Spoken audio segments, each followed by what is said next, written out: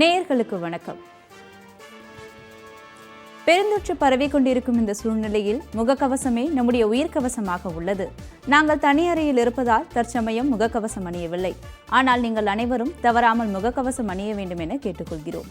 தீர்வுகளில் கவனம் செலுத்துவதே முக்கியம், பிரச்சனைகளில் அல்ல. ஒன்றிணைவோம், உறவுக்கு கை கொடுப்போம்.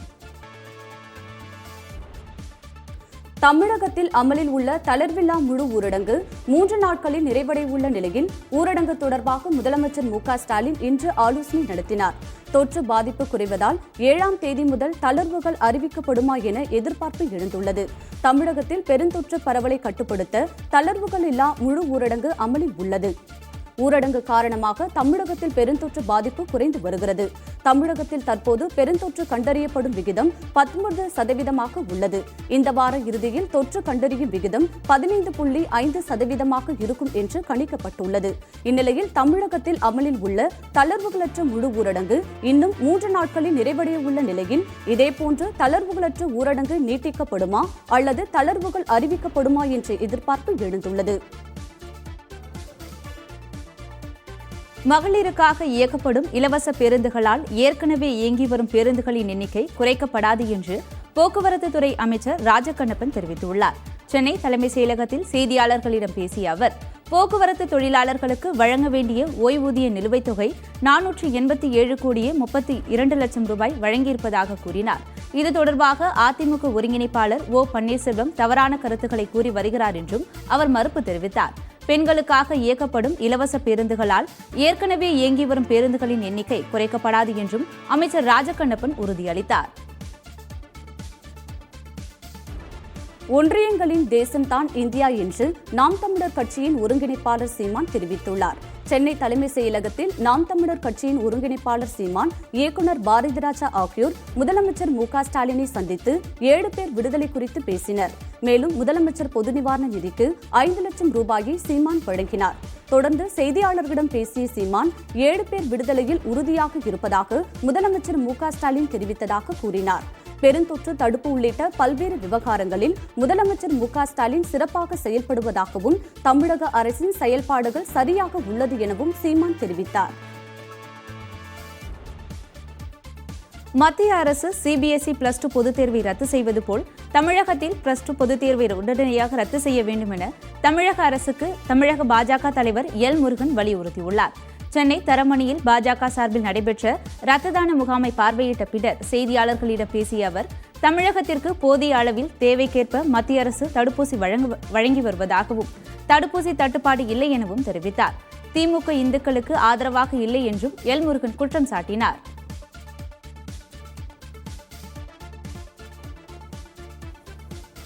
+2 தேர்வு நடத்தும் விவகாரத்தில் தமிழக அரசு தொலைநோக்கு பார்வையுடன் முடிவு எடுக்க வேண்டும் என்று மக்கள் நீதி மய்யத்தின் தலைவர் கமலஹாசன் தெரிவித்துள்ளார்.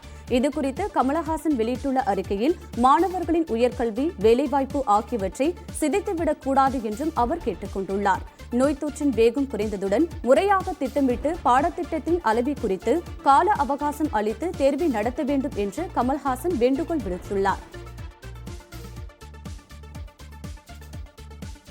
வைகை அணையிலிருந்து தண்ணீர் திறக்கப்பட்டதால் விவசாயிகள் மகிழ்ச்சி அடைந்துள்ளனர். வைகை அணை தேனி, மதுரை, திண்டுக்கல், சிவகங்கை, ராமநாதபுரம் ஆகிய 5 மாவட்ட பாசனத்திற்கும் குடிநீர் ஆதாரமாகவும் விளங்கி வருகிறது. இந்த நிலையில் முதல் போக சாகுபடிக்காக இன்று முதல் அணையிலிருந்து தண்ணீர் திறக்கப்படுகிறது. கூட்டுறவுத்துறை அமைச்சர் ஐ. பெரியசாமி அணையிலிருந்து தண்ணீரை திறந்து வைத்தார். இன்று முதல் 45 நாட்களுக்கு வினாடிக்கு 900 கன அடி தண்ணீரும், அதன் பின்னர் 75 நாட்களுக்கு அணையில் நீர் இருப்பை பொறுத்து முறை வைத்து தண்ணீர் திறக்கவும் முடிவு செய்யப்பட்டுள்ளது. இதன் மூலம் 5 மாவட்டங்களிலும் சுமார் 45,000 ஏக்கர் விளைநிலங்கள் பாசன வசதி பெறும். அணைக்கு தற்பொழுது வினாடிக்கு 590 கன அடி தண்ணீர் வந்து கொண்டிருக்கும் நிலையில் நீர்மட்டம் 67.65 அடியாக உள்ளது. இதேபோல் நெல் சாகுபடி பணிக்காக குமரி மாவட்டத்தில் உள்ள பேச்சிப்பாறை அணையிலும் இன்று முதல் தண்ணீர் திறக்கப்படுகிறது. தகவல் தொழில்நுட்பத்துறை அமைச்சர் மனோ தங்கராஜ் அணையிலிருந்து தண்ணீரை திறந்து வைத்தார். அண்மையில் பெய்த மழையால் பேச்சிப்பாறை அணை நிரம்பி கடல் போல் காட்சியளிக்கிறது. மாணவிகளுக்கு பாலியல் தொல்லை கொடுத்த ஆசிரியர் ராஜகோபாலனின் போலீஸ் காவல் இன்று மாலையுடன் முடிவடைய உள்ளதால் அவர் இன்று மீண்டும் நீதிமன்றத்தில் ஆஜர்படுத்தப்பட உள்ளார். சென்னை PSBB பள்ளி ஆசிரியர் ராஜகோபாலன் மாணவிகளுக்கு பாலியல் தொல்லை கொடுத்த சம்பவம் அதிர்ச்சியை ஏற்படுத்தியது. இதையடுத்து போலீசார் அவரை கைது செய்து புழல் சிறையில் அடைத்தனர். இதையடுத்து ராஜகோபாலனை 3 நாள் காவலில் எடுத்து போலீசார் விசாரித்து வருகின்றனர். அவரது செல்பேசியில் அழிக்கப்பட்ட வாட்ஸ்அப் உரையாடல்கள் மற்றும் படங்களை மீட்டெடுத்து அதன் அடிப்படையிலும் மாணவிகளின் புகார் அடிப்படையிலும் விசாரணை நடத்தப்பட்டு வருகிறது. ராஜகோபாலன் ஆன்லைன் வகுப்பின் போது மாணவிகளை ஆபாசமாக படம் பிடித்து பாலியல் தொந்தரவு கொடுத்ததாக போலீசார் விசாரணையில் தெரிவித்திருப்பது அதிர்ச்சியை ஏற்படுத்தியுள்ளது. ராஜகோபாலன் அளித்த வாக்குமூலத்தின் அடிப்படையில் இன்னும் சில ஆசிரியர்கள் விரைவில் கைது செய்யப்படலாம் என்ற தகவல்கள் வெளியாகியுள்ளன. இந்நிலையில் ராஜகோபாலனின் போலீஸ் காவல் இன்று மாலை 3 மணியுடன் முடிவடைவதால் இன்று மீண்டும் அவர் நீதிமன்றத்தில் ஆஜர்படுத்தப்பட உள்ளார். தஞ்சாவூர் மாவட்டம் திருவையாறு அருகே ஊரடங்கால் முடங்கி போன தங்களுக்கு நிவாரண உதவி வழங்க வேண்டும் என மாற்றுத்திறனாளிகள் கோரிக்கை விடுத்துள்ளனர். தஞ்சாவூர் மாவட்டம் திருவையாறு அருகே மாத்தூர் கிராமத்தில் 70க்கும் மேற்பட்ட மாற்றுத்திறனாளிகள் வசித்து வருகின்றனர். சிலர் மனநோயாளிகளாகவும் உள்ளனர். இவர்கள் வெளியூர்களுக்கு சென்று கடைகளில் வேலை பார்த்தும் சிலர் கைத்தொழில் செய்து வந்தனர். தற்பொழுது முழு ஊரடங்கு அமலில் உள்ளதால் ஒருவேளை உணவு கூட இல்லாமல் தவித்து வருவதாக கூறுகின்றனர். இந்நிலையில் மற்றவர்களுக்கு சலுகைகளை அறிவிக்கும் அரசு மாற்றுத்திறனாளிகளான தங்களை கண்டுகொள்வதில்லை என வருத்தம் தெரிவிக்கின்றனர். எனவே தங்களுக்கு போதுமான பொருள் உதவிகளை வழங்கினால்தான் மீதமுள்ள நாட்களை கடக்க முடியும் என்றும், இல்லை என்றால் பெருந்தொற்றை விட பசி பட்டினியால் வடிந்து விடுவோம் என வேதனை தெரிவித்துள்ளனர். சென்னை மாநகராட்சி அலுவலகத்தில் தமிழ் வாழ்க தமிழ் வளர்க என்ற பெயர் பலகை தற்போது மீண்டும் நிறுவப்பட்டுள்ளது. பெருநகர சென்னை மாநகராட்சி அலுவலகமான ரிப்பன் மாளிகையில் பராமரிப்பு பணிகளுக்காக தமிழ் வாழ்க தமிழ் வளர்க என்ற பெயர் பலகை அகற்றப்பட்டது. இதற்கு சமூக வலைதளங்களில் பல்வேறு தரப்பினரும் எதிர்ப்பு தெரிவித்து வந்தனர். இந்த நிலையில் மீண்டும் அதே இடத்தில் பெயர் பலகை நிறுவப்பட்டுள்ளது.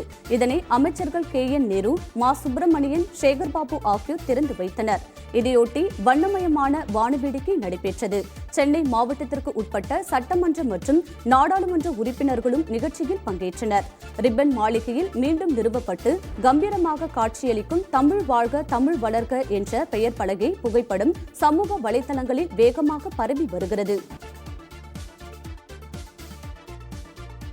தடுப்பூசி போட்டுக்கொள்ளாத வியாபாரிகள் கோயம்பேடு மார்க்கெட்டில் வர அனுமதி இல்லை என்று சென்னை மாநகராட்சி ஆணையர் ககன்தீப் சிங் பேடி தெரிவித்துள்ளார். சென்னை கோயம்பேடு காய்கறி மார்க்கெட்டில் மாநகராட்சி ஆணையர் ககன்தீப் சிங் பேடி, காவல் ஆணையர் சங்கர் ஜிவால், CMDA நிர்வாக செயலாளர் சுன்சோன் சிங் ஜெடக் ஆகியோர் ஆய்வு செய்தனர். பின்னர் தடுப்பூசி முகாமை தொடங்கி வைத்தனர். தொடர்ந்து செய்தியாளர்களிடம் பேசிய மாநகராட்சி ஆணையர் ககன்தீப் சிங் பேடி, கோயம்பேடு மார்க்கெட்டில் உள்ள வியாபாரிகள், தொழிலாளர்கள், வாகன ஓட்டிகள் அனைவருக்கும் தடுப்பூசி செலுத்தி முடிக்க திட்டமிட்டுள்ளதாக தெரிவித்தார். தடுப்பூசி செலுத்தாத வியாபாரிகள் கோயம்பேடு மார்க்கெட்டிற்கு வரக்கூடாது என்று அறிவுறுத்தி உள்ளதாக கூறிய அவர், ஒவ்வொரு ஞாயிற்றுக்கிழமையும் கோயம்பேடு மார்க்கெட் சுத்தம் செய்யப்படும் என தெரிவித்தார். பெருந்தொற்று தடுப்பூசி போடக்கோரி தமிழகத்தில் பல்வேறு பகுதிகளில் பொதுமக்கள் சாலை மறியல், முற்றுகை போராட்டத்தில் ஈடுபட்டனர். கோவை மாவட்டம் அரிசிபாளையம் ஆரம்ப சுகாதார நிலையத்தில் 250 தடுப்பூசிகள் போடப்படும் என அறிவிப்பு வெளியான நிலையில் காலையிலிருந்து பொதுமக்கள் நீண்ட வரிசையில் காத்திருந்தனர்.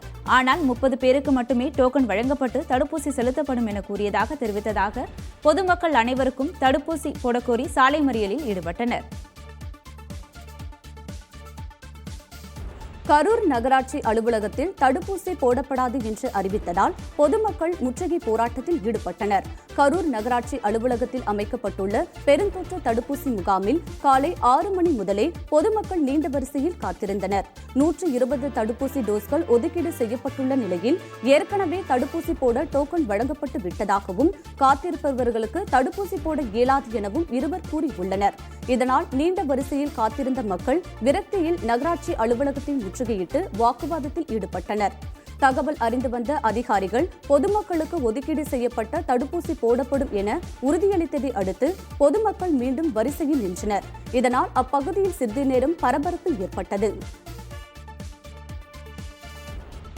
திருப்பூர் அருகே மானுப்பட்டி கிராமத்தில் 62 பேருக்கு பெருந்தொற்று உறுதி செய்யப்பட்டதை அடுத்து கிராமத்தினரே தடுப்புகள் அமைத்துள்ளனர்.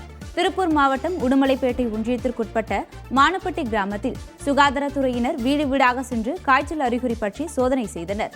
சோதனையின் பொழுது 62 பேருக்கு பெருந்தொற்று கண்டறியப்பட்டு அப்பகுதியில் உள்ள தெருக்களில் கிருமி நாசினி தெளிக்கப்பட்டது. இதையடுத்து தொற்றால் பாதிக்கப்பட்டவர்கள் தனிமைப்படுத்தப்பட்டனர். அதேபோல் அப்பகுதியைச் சேர்ந்தவர்கள் யாரும் கிராமத்தை விட்டு வெளியே செல்லக்கூடாது எனவும் வெளியிலிருந்து யாரும் ஊருக்குள் வரக்கூடாது எனவும் கிராம மக்கள் சார்பில் முடிவெடுக்கப்பட்டு கிராமத்தின் நுழைவு வாயில் தடுப்புகள் அமைத்து அடைக்கப்பட்டது. இதையடுத்து மானப்பட்டி கூறியுள்ள கிராமங்களில் பெருந்தொற்று பரிசோதனை தீவிரப்படுத்தப்பட்டுள்ளது. தகுதி உள்ள சிறை கைதிகளை பரோலில் விடுவிக்க நடவடிக்கை எடுக்கப்படும் என்று சட்டத்துறை அமைச்சர் ரகுபதி தெரிவித்துள்ளார். புதுக்கோட்டை மாவட்ட கிளை சிறைச்சாலையில் கைதிகளுக்கு தடுப்பூசி போடும் பணி நடைபெற்றது. இதனை சட்டம் மற்றும் சிறைச்சாலைத்துறை அமைச்சர் ரகுபதி தொடக்கி வைத்தார்.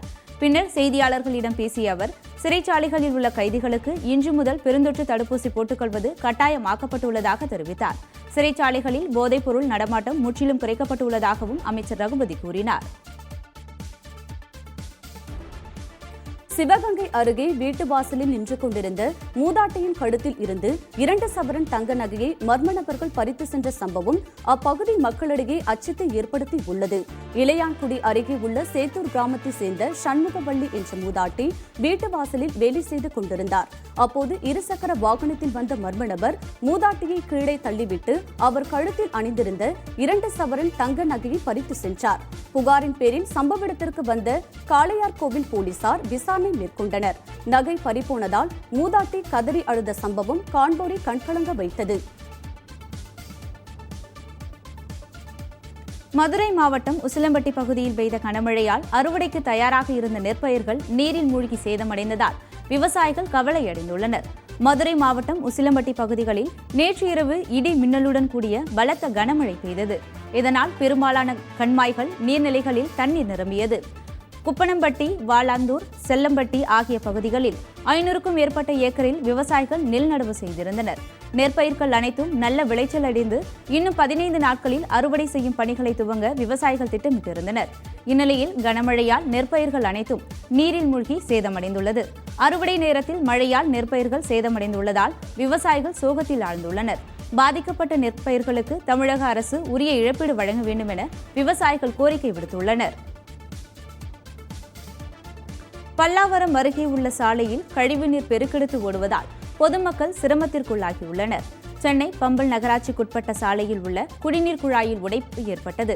இதன் காரணமாக இக்குடிநீரானது கழிவுநீர் கால்வாயில் கலந்து சாலைகளில் ஆறு போல் பெருக்கெடுத்து ஓடுகிறது. இதனால் பொதுமக்கள் சாலையை கடப்பதற்கு மிகுந்த சிரமத்திற்கு ஆளாகி வருகின்றனர்.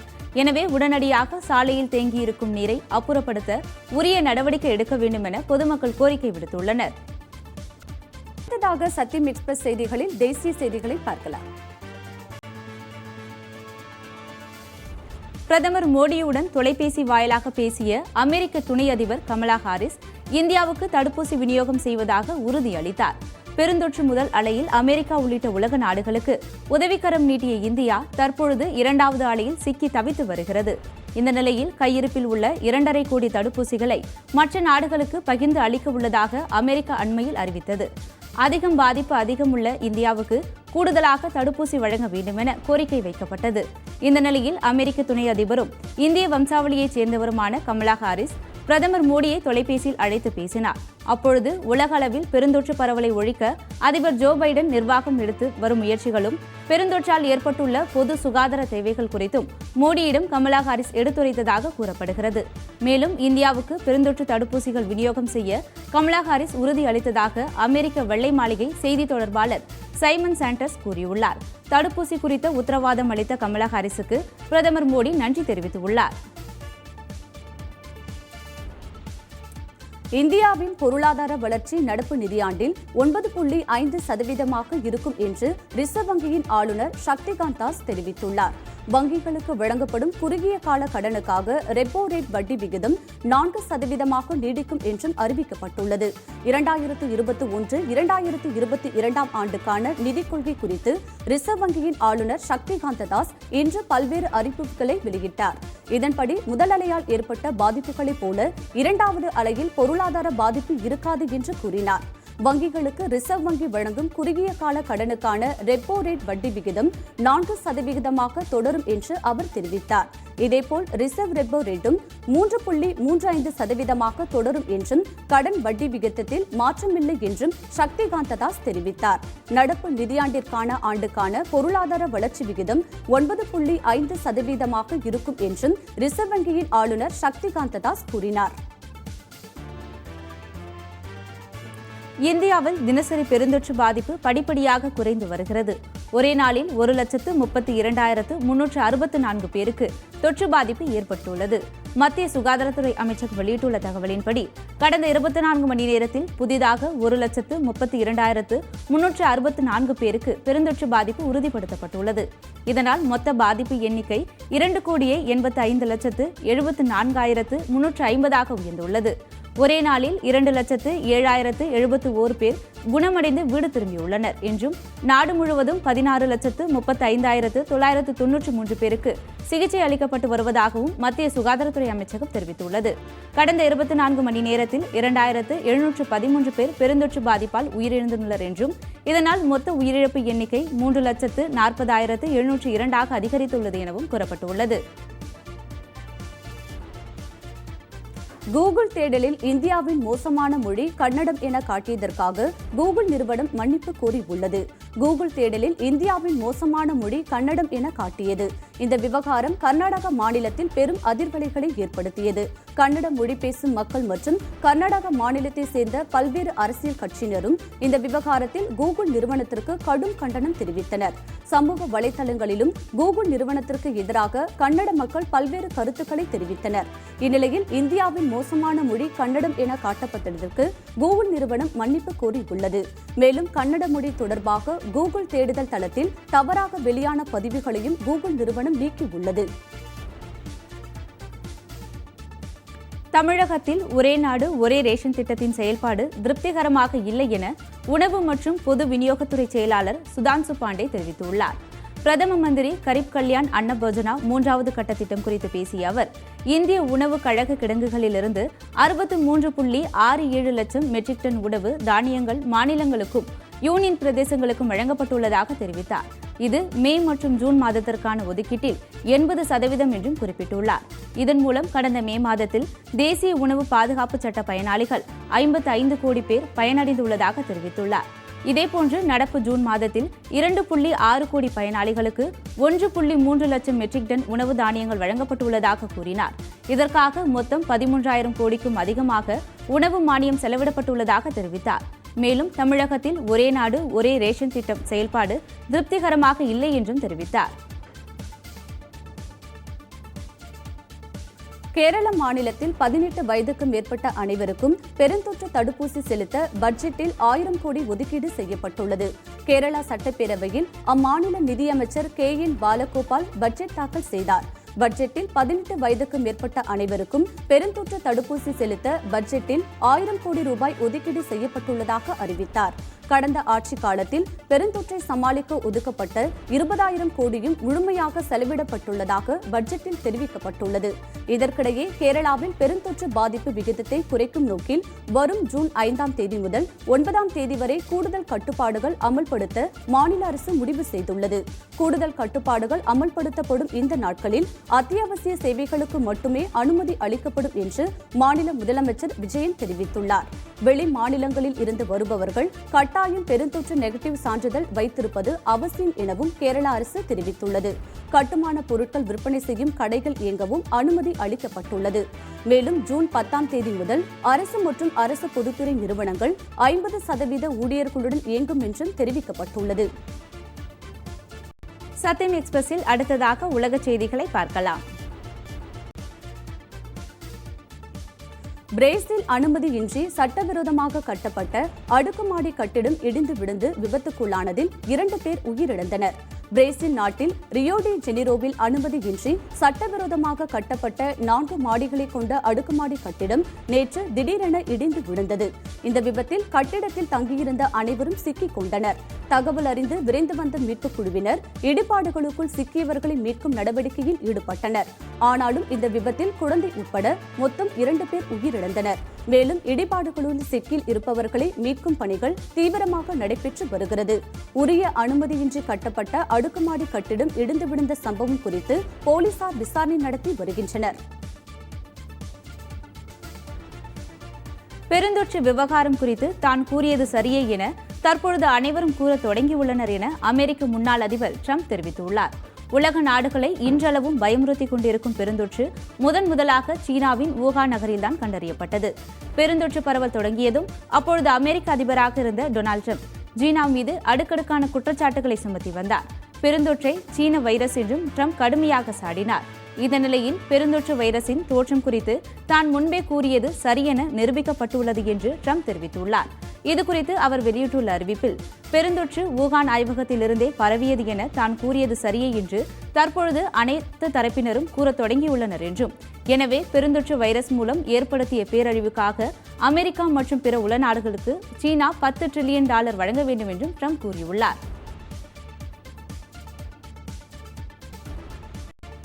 சத்தியம் டிவி நேயர்களுக்கு ஒரு முக்கிய அறிவிப்பு.